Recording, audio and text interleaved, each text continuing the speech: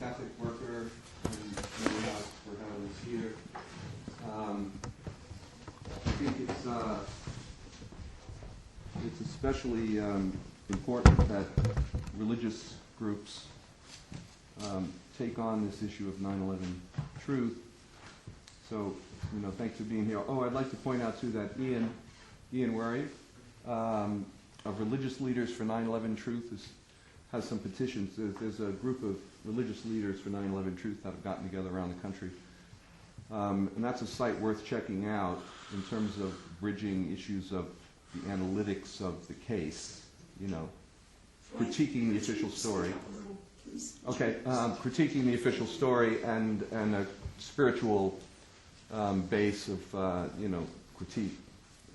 So religious leaders, 9/11 truth. Ian's got some petitions. You can talk to him about that. But especially that we're here in a place that is seeking to confront the quasi-religious myth of 9/11. Because I think one of the reasons that I think has been put forward by people like David Ray Griffin, who I suggest you read everything you can get a hold of. He's a retired theologian at Claremont. He's written a number of books, including The New Pearl Harbor and so forth, and is very level-headed, and I think you'll find his work as a Christian scholar particularly illuminating around 9/11 truth. But he makes a point, and others do, that when we ask the question, why is it that otherwise rational people looking at the official story and critique of the official story either refuse to even look at it, first of all, or continue to acquiesce to the official story, although they'll distance themselves from the official story, saying, no, I don't believe that. But then again, I'm not one of those conspiracy theorists either. Why people do that? And long story short, David Ray Griffin and others make the point that there's a kind of a nationalist faith that has taken hold of people around this whole myth of 9/11. The official story has become tantamount to an alternative faith. And that faith, which is a kind of extreme patriotism, is what keeps otherwise rational people from looking at it's a sacrilege. How dare you, look at this? It has that kind of emotional grab on people. I think it's a pretty good case, and he makes it very well. And I think that's part of it. So particularly as faith-based people, to critique the idolatrous faith of the official story of 9/11 is, I think, a very important priority for people who are, religiously motivated, particularly Christian people who are seeking to carry on the message of anti-imperialism, the message of Jesus. So I'm just going to make a few kind of bullet points in this general sphere and leave some of the more analytical 9/11 truth material to some of the gentlemen on my left here. They'll cover some of that. So as I was mentioning, Christian support for imperialism is deplorable. I think we would all agree with that here. But supporting the official story of 9/11 is equally deplorable. Is in that the anti-imperial message of Christianity is rooted in the idea that there's no God, our God, as opposed to the God of Rome, the imperial God, the imperial project. And also in Jesus' overall view that God was bringing in the new as against the beast, Babylon. The dragon, bringing in the new, so new that it would be like heaven on earth as it is in heaven. This was certainly going to be new. And Jesus, as you know, following the work of Crozin and others, who I recommend, God and Empire, Dominic Crozin, some other authors, of severely brutal context within Jesus and those people during that period are fighting. It's an occupation, it's an imperial situation. So there's a lot of parallels between the anti-imperial project of Jesus, our own anti-imperial project, and its imperialist link today, currently, to 9/11. The issue of Guantanamo, take that as an example. The reality of Guantanamo was to a large extent undergirded by the myth of 9/11. The fact that we were sold a bill of goods around 9/11, And what would this require? What does this require of us? Well, invading other countries, preemptively, setting up an apparatus, a police state apparatus, the so-called war on terror, which is a war on us, the criminalization and worse of people of other faith traditions and so on and so forth. It allows for torture. It sanctioned, created the context for torture. The whole thing linked to what occurred down that day.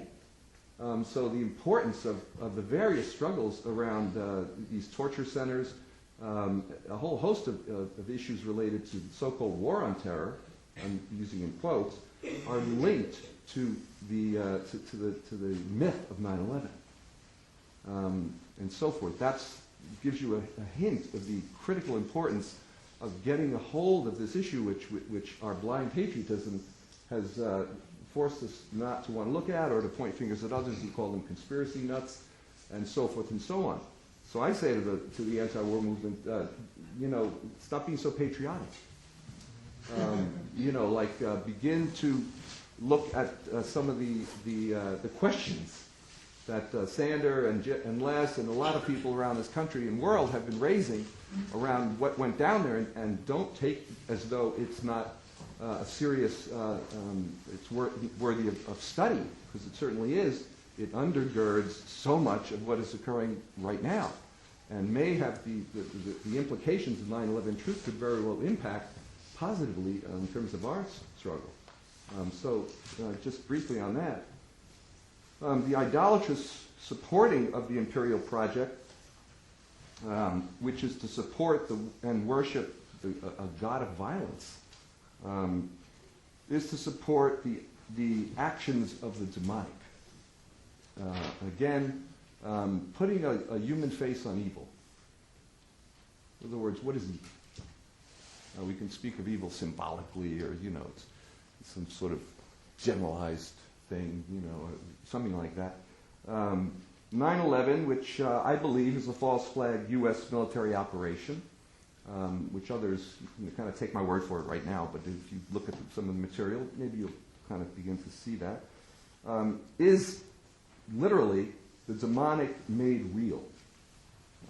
It's evil demythologized. It's Satan in the flesh.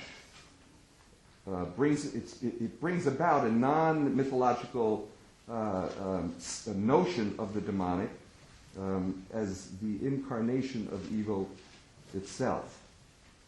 It gives us, it's a manifestation of a kind of evil that is most visible in its imperial form in terms of the violence done to others. Because ultimately, what is evil? If you look up evil and so on in dictionary, you'll very rarely find an affiliation between evil and violence. I always found that strange, because ultimately violence is certainly up there as an understanding of evil. Well, in terms of 9/11, which is the chief revelation of our time, it's an eschatological revelation, which will usher in an apocalypse of peace if we are able to push forward, unearthing the implications of 9/11 truth. Because the implications of 9/11 truth is a lot of people are charged with treason.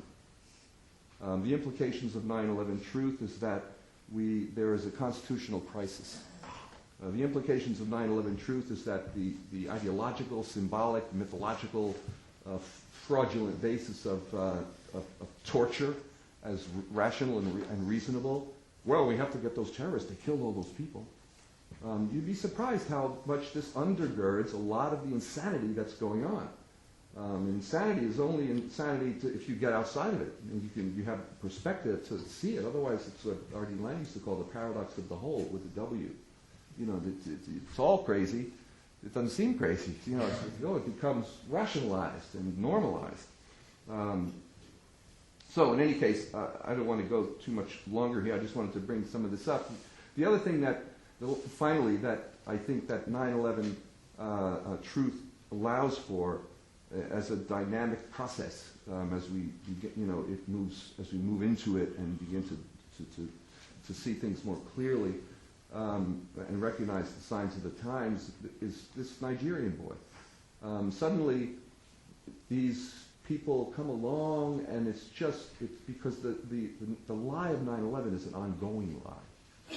The war on terror is a dynamic process that's continuing in terms of the war to manipulate the public, the war to rationalize the imperial project, which is doing violence to people, because the imperial project, as a phrase, is too dry.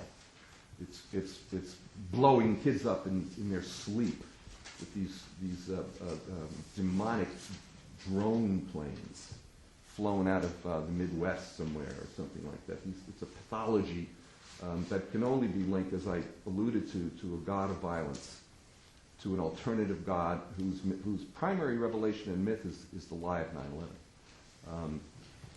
This is the depth, but I think that the implication of 9/11 truth as it uncloaks these false flag operations, which maybe this young boy suddenly, as an A student and likable and lovable, it's always that thing, never could imagine that this would have happened, and suddenly, well, he was gone for a while, he dropped out of sight, and then suddenly he shows up here, and you won't see much of him, and they'll roll him into court, the transcripts will be of what he supposedly said, they'll have him behind 8 pieces of glasses, and so we need to see and now that the 70 million's already been earmarked for going into Yemen, the special operations already had been active there, potentially another false flag operation linked to the granddaddy of them all, 9/11 and so forth, or the more recent manifestation of these false flag operations, yet maybe another operation.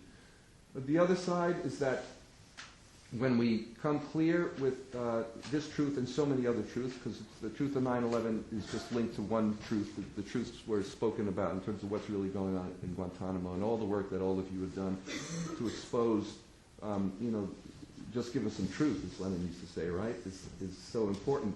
But I think the implications of ending violence, of stopping of imperialism, of ending violence, a world, a people on earth, relationships free of violence, is to implicate our own, is to move within our own humanity, within our own evolution, to what it is that we really are. And as spiritual people, we know that that at Easter, that dialectic between the separation ended. That's the good news. So, we just have to claim that and realize, that love of neighbor can be made real, and those possibilities exist. So that's the other side. The evil is deep, but the solution is so much more profound and glorious. So I'll stop right there. Thank you, Frank.